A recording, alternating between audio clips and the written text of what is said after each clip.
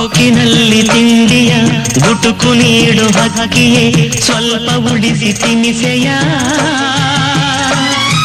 ನನಗೂ ಹಸಿವಿದೆ ಕಾಣೆ ತಾಯಿ ಲಾಲಿಯ ಕಾಣೆ ತಂದೆ ಪ್ರೀತಿಯ ತಾಯ ಮಡಿಲ ಗಿಳಿಗಳೇ ತಂದೆ ನೆರಳ ಮರಿಗಳೇ ಬರಲೆ ನಾನು ಈಗಲೇ